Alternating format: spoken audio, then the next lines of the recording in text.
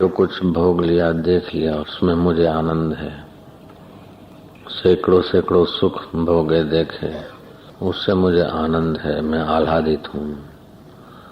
और हजारों हजारों गलतियां की होगी और दुख भोगे, उसका भी मुझे आनंद है कि गलतियों ने सिखा दिया कि ये जीवन जीने का तरीका ठीक नहीं। दुखों ने सिखा दिया कि ये दुखालय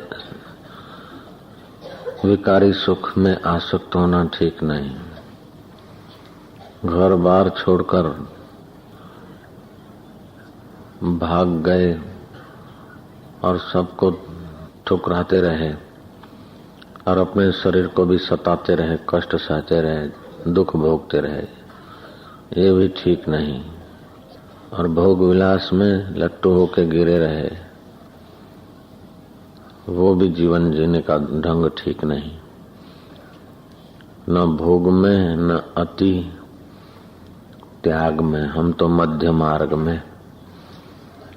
शरीर को खिलाना पिलाना औषधवत, जीवन जीने के साधन औषधवत उपयोग करके, ये जीवन का पुष्प जीवन दाता के स्वभाव में खिलने के लिए है। मेरा चैतन्य आत्मा जितना भीतर है वही का वही बाहर भी है। जितना आज है वही कल है और परसों है। आज और कल मन की कल्पना है। आज और कल को जानने वाला वही मैं चैतन्य। हर दिल में मैं करता हुआ, मन बुद्धि को सत्ता देता हुआ वही सत्ताधीश, और मन बुद्धि से पार भी वही चिदाकाश। एक आत्मदृष्टि ही सार है, बाकी सब परिश्रम है। एक आत्मज्ञान ही जीवन का आदर्श होना चाहिए, लक्ष्य होना चाहिए। जिसके जीवन का कोई लक्ष्य नहीं है, कोई आदर्श नहीं है, उसका जीवन घोर अंधकार में बिखर जाता है। जिसके जीवन का लक्ष्य है, आदर है, चाहे वो 1000 गलतियां कर ले, फिर भी कभी न कभी वो उस लक्ष्य को पा लेगा। जिसका लक्ष्य नहीं वो 10,000 गलती करेगा। जिसके जीवन का लक्ष्य वही है कि सर्वत्र ओतप्रोत चैतन्य घन है। कीड़ी में भी ज्ञान है, परमात्मा ज्ञान स्वरूप है, चेतन स्वरूप है, आनंद स्वरूप है। कीड़ी में भी ज्ञान है, क्या खाना क्या न खाना, कहाँ रहना और कहाँ से भाग जाना, ज्ञान तो उसमें भी है। चेतना भी दिखती है और कीड़ी सुख के लिए यत्न करती है। तो सत्यम ज्ञानम अनंतम ब्रह्म, वो सत्य स्वरूप, ज्ञान स्वरूप, आनंद स्वरूप, अनंत ब्रह्म सूक्ष्म से भी सूक्ष्म है और स्थूल से भी स्थूल है। कीड़ी मकोड़ा बैक्टीरिया में भी उस मेरे परमेश्वर की चेतना है, अर्थात परमेश्वर ही अनेक रूप होकर ये बाह्य चेष्टा और आभ्यंतर प्रेरणा का प्रकाशक है, अधिष्ठान है। इंद्रियां मन बुद्धि चेष्टा करते हैं, उन्हें खट्टा मीठा अनुभव होता है, फिर भी उन सब अनुभवों से पार जो मेरा आत्मा है, मेरा वही चैतन्य अनुभव का भी आधार है। बुद्धियां बदलती है, मन बदलते हैं, चित्त बदलते हैं, शरीर बदलते हैं, दरिया बदलते हैं, दरिया के किनारे बदलते हैं। ये सब उस चेतन की लीला है। चेतन में स्फुरना है, वह चेतन का स्फुरना है, उसी को आह्लादनी शक्ति बोलते हैं, माया बोलते हैं। जैसे दूध और दूध की सफेदी अभिन्न है, ऐसे मेरा चैतन्य आत्मा और उसकी स्फुरना शक्ति अभिन्न है। ये जगत हरि रूप है, हरि जगत रूप होकर दिखते हैं। स्फुरना फुर के बदल जाता है, लेकिन स्फुरने का आधार अस्फुर है। जैसे सागर में तरंग उत्पन्न होकर लीन हो जाते हैं, लेकिन सागर का तल में शांत जल है, ऐसे ही विशाल उदधि, उसमें कोई बड़े तरंग कोई छोटे तरंग है, कोई मलिन तो कहीं शुद्ध तरंग। ये सारे छोटे बड़े मलिन और शुद्ध उसी सागर में है। ऐसे मेरे आत्म सागर में कहीं शुद्ध कहीं अशुद्ध, कहीं छोटा कहीं बड़ा दिखता है। और उसी में दिखता है जैसे सड़क पर लहर नहीं दौड़ती, तरंग सड़क पे दौड़ता नहीं देखा, वो पानी में ही पैदा होता है, पानी में ही दौड़ता है और पानी में ही समा जाता है, फिर पानी में उठता है। फिर कोई ऊंची तरंग हो, कोई नीची तरंग हो, कोई छोटी तरंग हो, कोई मोटी तरंग हो, कोई कादव कीचड़ के इलाके में मलिन तरंग हो, तो कोई बालू के प्रदेश में स्वच्छ तरंग हो। इन है सब उदधि की, सब उसी सागर की, महासागर की है। ऐसे कोई छोटा है, कोई बड़ा है, कोई पवित्र है, कोई अपवित्र है, कोई अपना है, कोई पराया है। उसी विराट विशाल विशाल मेरे चैतन्य सागर की ही सारी तरंगे हैं। तरंगे उठती है, नाचती है, टकराती, लड़ती, झगड़ती है, मिटती है, किल्होल करती है, फिर भी सागर से अलग नहीं हो सकती। ऐसे ही संसार की सब चेष्टाएं करने वाले व्यक्ति परमात्मा से कभी अलग हुए नहीं है, नहीं हो नहीं सकते। हम उसी परमात्मा में विश्रांति पा रहे हैं, हम उसी परमात्मा में हंस रहे हैं, खेल रहे हैं। ये हजार हजार गलतियों के जो मुझे सबक मिले हैं, जब जब ईश्वर दृष्टि की तब सुख पाया, शांति पाई, आनंद पाया, उत्तम विचार हुए। और जब जब अच्छे बुरे की दृष्टि की, अपने और पराये की दृष्टि की, नाम और रूप में आस्था की, तब तब धोखा खाया। और मुझे आनंद है कि धोखा खाने पर भी हम कुछ सीखे हैं और अनुकूलता आने पर भी कुछ सीखे हैं। अनुकूलता कहती है कि परमात्मा आनंद स्वरूप है, और धोखा से जो दुख मिला उसने ये बताया कि अज्ञान की निगाह दुखदायी है। तो हमने जो प्रतिकूलताएं सही या दुख सहा या दुखे खाए, उसका भी हमें मजा है। अगर ये गलतियां और दुख, प्रतिकूलताएं, विघ्न और बाधाएं न होती तो शायद हम उतने उन्नत भी नहीं हो पाते। ये हमारे सारे जीवन के अनुभव हैं। प्रतिकूलता और दुख भी हमें कुछ सीख दे जाते हैं और अनुकूलता भी हमें कुछ आनंद और उल्लास दे जाती है। सारे जीवन की, सारे यात्राओं की मीमांसा ये है कि हमारे पास अनुभव का फल है। ये अनुभव रूपी फल का हम आदर करते हैं कि जब जब देह भाव से आक्रांत होकर, जब जब संसार की उन चलित तरंगों को ही सार समझकर तरंगों के आधार को भूले हैं, तब तक दुख उठाए हैं। और जब जब तरंगों के आधार को सत्य समझकर, तरंगों को लीला समझकर संसार में विचरे हैं, तब तब आनंद और सुख और ईश्वर की मस्ती का अनुभव होता है। सारे धर्म उसी सुख स्वरूप ईश्वर के तरफ ले जाने की चेष्टा करते हैं। उनकी भाषा अपनी अपनी है। सारे कर्म आदमी को सुख के लिए प्रेरित करते हैं। लेकिन जब गलती होती है, दृष्टि सीमित हो जाती है, इंद्रियगत सुख में आबद्ध हो जाते हैं, विकारी सुख में फिसलते हैं, तो प्रकृति फिर थप्पड़ मारती है, तरंग टकराते हैं और शांत जल में आते हैं तो कोई कोलाहल नहीं।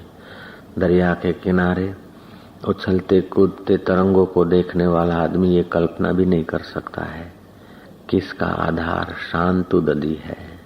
तले में बिल्कुल शांत स्थिर जल है और उसी के सहारे ये चल दिख रहा है। चल दिखता है, तरंगित होने वाला जल बहुत थोड़ा है, लेकिन उसके गहराई में शांत जल तो अमाप है। ऐसे ही तरंगित होने वाला माया का हिस्सा तो बहुत थोड़ा है। मेरा शांत ब्रह्म तो अमाप है। ऐसा कोई जीव नहीं जो परमात्मा से भिन्न हो। ऐसी कोई तरंग नहीं कि बिना पानी के दौड़ सके या रह सके। ऐसा कोई मनुष्य नहीं कि बिना चैतन्य के हो सके या रह सके। जिंदा है तब भी उसमें चैतन्य परमात्मा है, और मर गया है तभी भी सुषुप्त घन अवस्था में चेतना तो मौजूद ही है, चैतन्य स्वरूप। जला दिया जाता है तो उसमें वो जल बाष्पीभूत होकर विराट जल में मिलता है। शरीर का आकाश विराट महाकाश में मिल जाता है, उसका श्वास महाश्वास में मिल जाता है, उसका पृथ्वी तत्व पूरी पृथ्वी तत्व में मिलने को उद्यत होता है। जैसे सागर में से बूंदे और तरंगे उत्पन्न होकर सागर में लीन होती है, ऐसे ही हम लोग ईश्वर से उत्पन्न होकर ईश्वर में ही खेलकर ईश्वर में ही लीन होते हैं। लेकिन दुख तब उठाते हैं कि उसको ईश्वर नहीं मानते, ईश्वर नहीं समझते हैं, ईश्वरत्व का भाव नहीं जगता।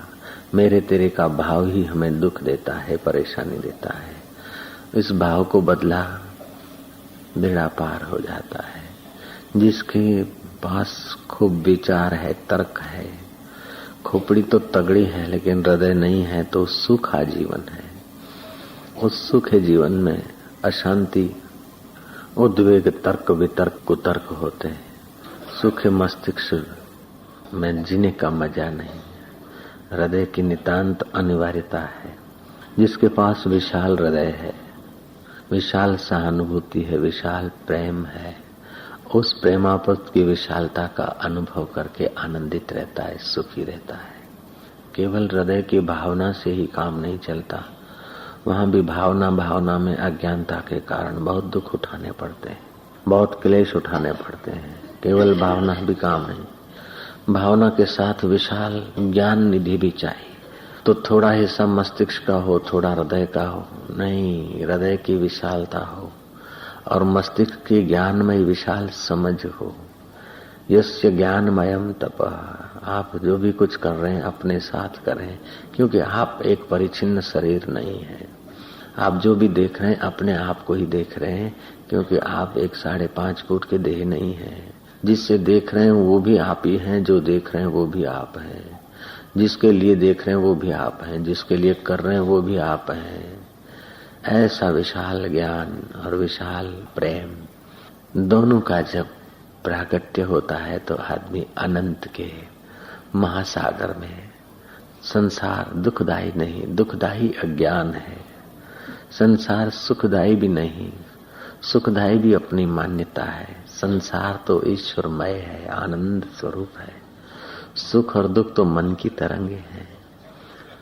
संसार में सुख नहीं, सुख अपनी मान्यता में, वासना में। संसार में दुख नहीं, दुख अपनी संकीर्णता में है, अपनी बेवकूफी में है। हकीकत में बेवकूफी मिठी तो न सुख है न दुख है, पूर्ण का पूर्ण है, आनंद का आनंद है, महा आनंद है।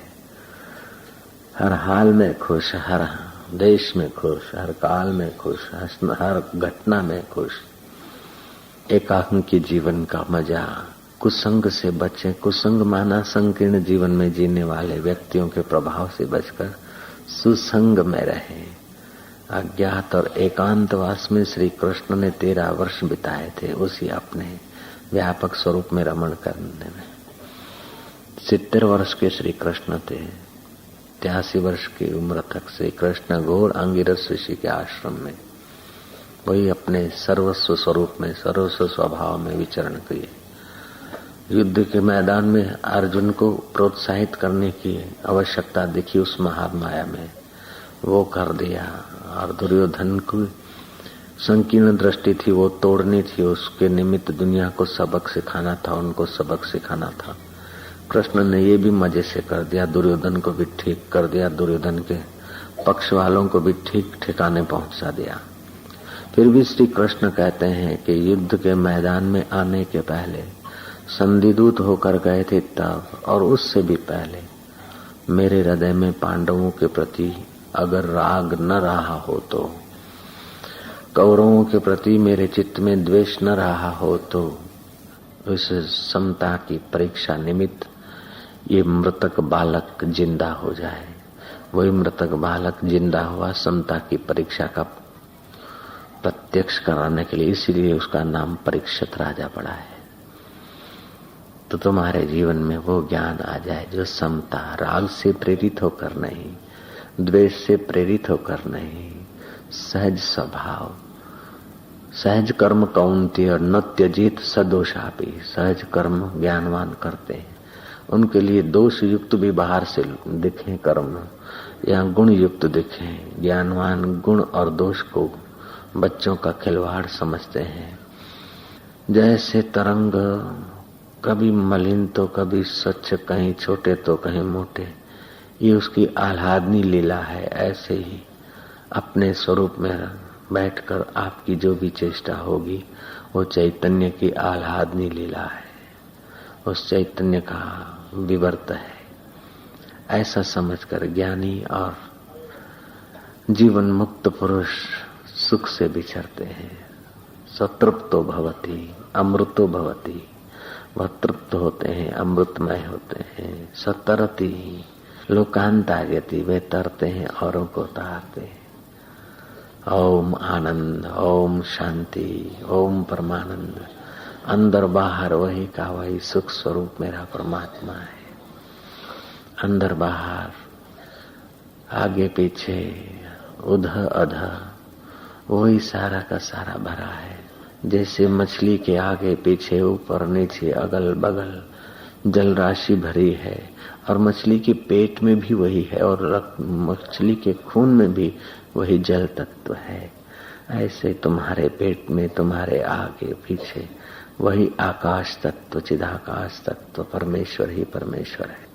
इस प्रकार का भाव, इस प्रकार का ज्ञान और विशाल दृष्टि, विशाल हृदय और दिव्य ज्ञान की जब एकता होती है तो अनेक में एक और एक में अनेक का साक्षात्कार हो जाता है। वो सदा साक्षात है, कभी दूर नहीं, कभी पराया नहीं। इन संकीर्णता के कारण, अज्ञानता के कारण उससे हम दूर मान लेते हैं, पराया मान लेते हैं और अपने को अनाथ मान लेते हैं। तुम अनाथ नहीं हो, विश्वनीयता नाथ तुम्हारा आत्मा बनकर बैठा है। विश्वनीयता नाथ ही तुम्हारे आगे अनेक रूप धारण करके बैठा है। विश्वनीयता परमात्मा ही तुम्हारे आगे सुख और दुख के स्वांग करके तुम्हें अपनी असलियत जताने को यत्न कर रहा है। उससे धन्यवाद दो। जो प्रतिकूलता आ रही है उससे धन्यवाद दो कि यार तू मुझे धोखा नहीं दे सकता। 1942 में एक जीवन मुक्त महापुरुष ने कुछ संकल्प किया होगा कि अब सब तो ही है तो बोलेंगे नहीं, अंतिम श्वास होगा इस देह का तब कभी बोल लेंगे। दूसरे महायुद्ध में सैनिकों द्वारा वो पकड़े गए। पूछने पर न बताया तो सैनिकों को और संदेह हुआ। अपने मुखिया के पास, कर्नल आदि के पास ले गए। उन्होंने पूछा तुम कौन हो, कहाँ से आए हो? जासूसी शक में पकड़े गए थे वो महात्मा। महात्मा ने संकल्प कर रखा था कि जब सब रूपों में तो ही है तब क्या बोलना, जब आखिरी दम होगा तब कहीं बोल देंगे, उसके पहले नहीं बोलेंगे। सिपाही सैनिक डांट डांट के पूछते हैं, लेकिन उस जीवन मुक्त पुरुष को भय कहाँ। डांटने वालों में भी मैं, यही भी मेरी चेष्टा है। शरीर का जैसा निमित्त होगा आदि में मेरे चैतन्य स्वरूप का वही होकर रहेगा। भयभीत क्यों होना और उनके प्रति उद्विग्न क्यों होना। महात्मा ज्यों के त्यों खड़े रहे। पूछने वाले पूछ पूछ के थक गए। कौन हो, कहाँ से आए हो, क्या नाम है, क्या गांव है, क्या ठाम है। अगर नहीं बोलते तो फिर भाला भोंक देंगे, सदा के लिए न बोला कर देंगे। उस महात्मा पर वो कोई प्रभाव न पड़ा। आखिर उन मूर्ख सैनिकों ने उठाया भाला, कंठ को मार्मिक जगह होता है वहां भाला रखा। फिर भी उस जीवन मुक्त महापुरुष को भय नहीं हुआ। वो जानते हैं कि सब आह्लादनी लीला है। जैसे सागर में सब तरंग हैं, ऐसे ही पर ब्रह्म परमात्मा में सब चेष्टाएं हैं। उन मूर्ख सैनिकों ने आखिर भौंका, भाला भौंकने का आदेश दे दिया। मुखिया ने भाला भौंक दिया गया, रक्त की धार बही।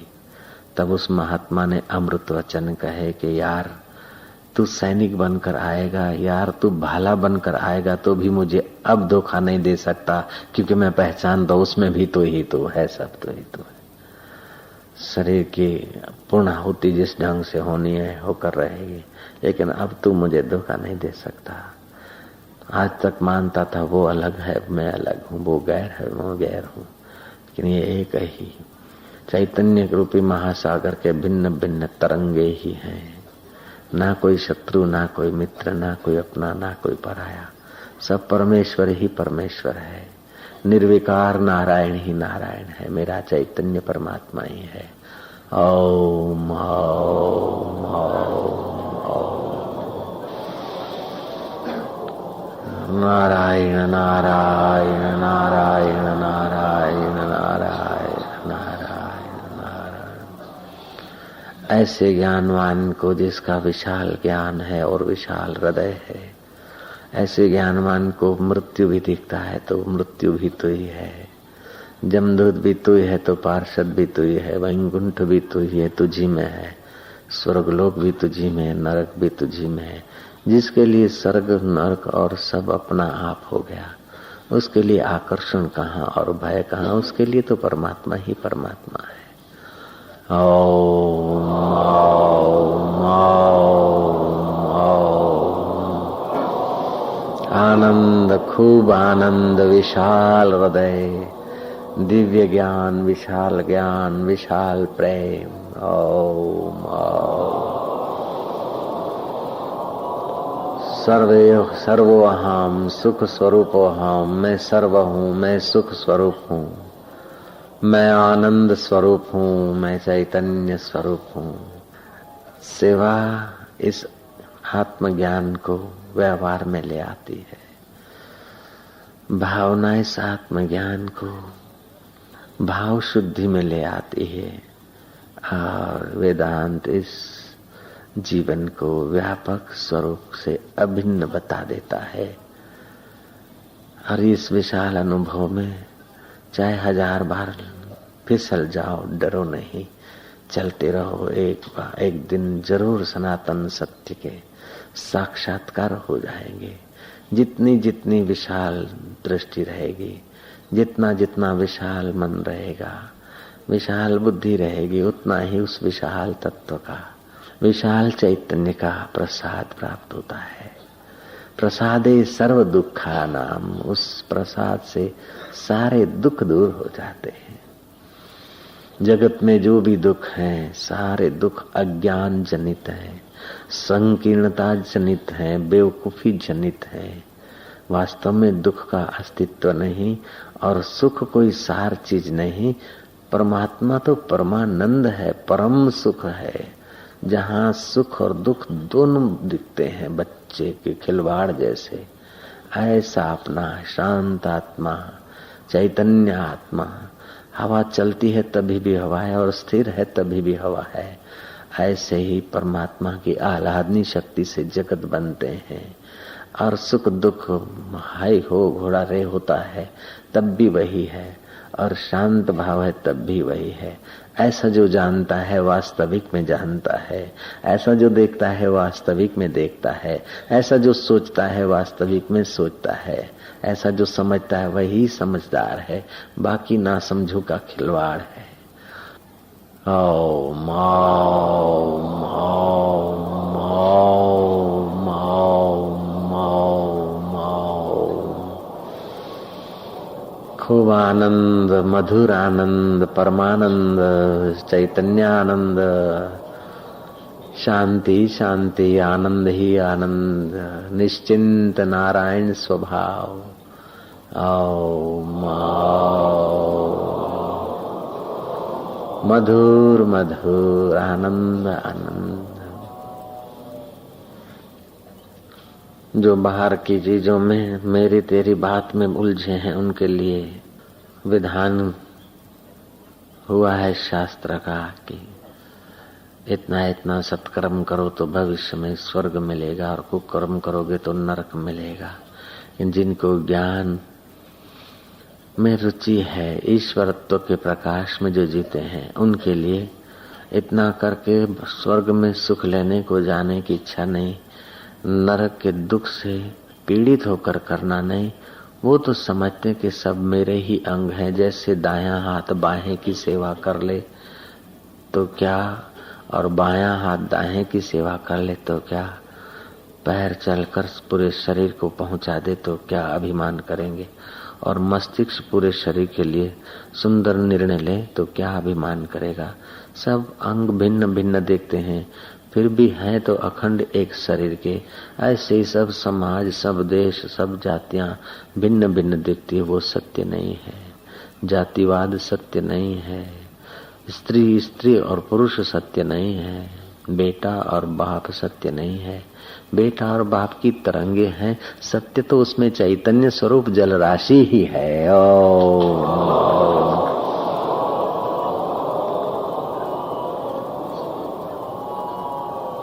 नारायण नारायण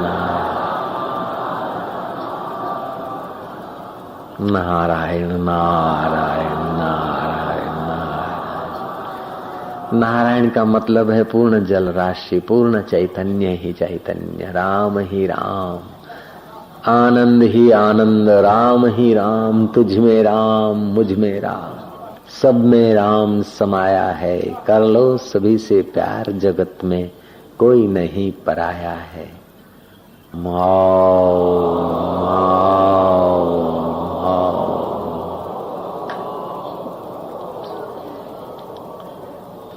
हे दुख देने वाले लोग और हे दुख के प्रसंग, हे सुख देने वाले और सुख के प्रसंग, तुम दोनों की खूब कृपा हुई और दोनों ने मुझे फल ये दे दिया कि सुख भी सच्चा नहीं, दुख भी सच्चा नहीं, सुख देने वाला भी सच्चा नहीं, दुख देने वाला भी सच्चा नहीं।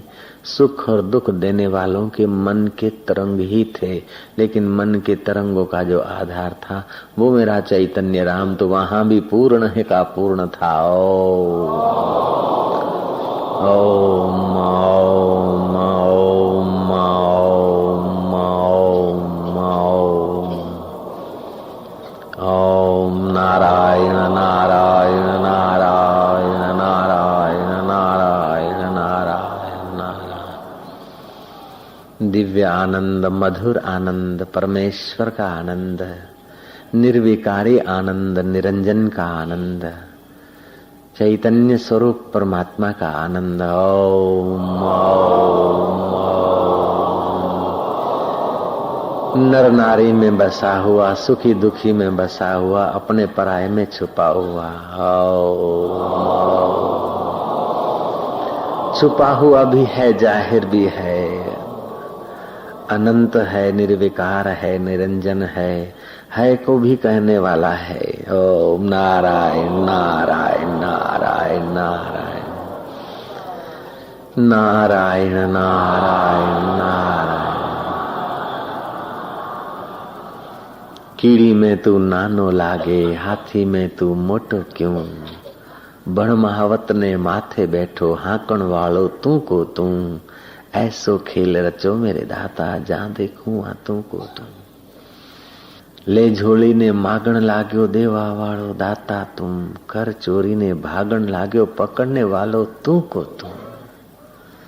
बण बाळक ने रोवा लाग्यो, छानो राखण वालो तू, कर चोरी ने भागण लाग्यो, पकड़ने वालो तू को तू। ले झोड़ी ने मागण लाग्यो, देवा वालो दाता तू, ऐसो खेल रचो मेरे दाता, जहां देखूं आ तू को तू। जल राशि में, विशाल उदधि में भंवर भी तू ही है, तो तरंग भी है, जल देव तू ही है, बुलबुले भी तू है, और टकरा कर छिन्न भिन्न होने वाले जल की बूंदे और परपोटे भी तू ही है। अरे सेवाल भी तुझी से बनी है, तुझी में टिकी है। अब तुझे यार हम थोड़ा थोड़ा जान रहे हैं, तू अंदर और बाहर पूरा का पूरा भरपूर है। इसीलिए नर नारी में तू ही है, इसीलिए तेरा एक नाम नारायण भी है, और इन तरंगों का साक्षी भी तू ही है। इसलिए हजार हजार विष्णु सहस्त्र के नाम में तेरा नाम साक्षी भी है। तू सब में रम रहा है, इसलिए तेरा नाम राम भी रख लिया है ऋषियों ने। तो सबको अपने आनंद स्वभाव में आकर्षित करता है, आनंदित करता है, इसलिए तेरा नाम कृष्ण भी है, तेरा नाम शिव भी है, तेरा नाम कृष्ण भी है, तेरा नाम राम भी है, और फिर मेरा नाम भी तुझी से है, और तेरा नाम भी मुझी से है। तेरा नाम ये है, वो भी मुझी चैतन्य से स्फुरता है, अर्थात तेरा और मेरा केवल तरंग है, वास्तविक में वही है। नारायण नारायण नारायण। ओम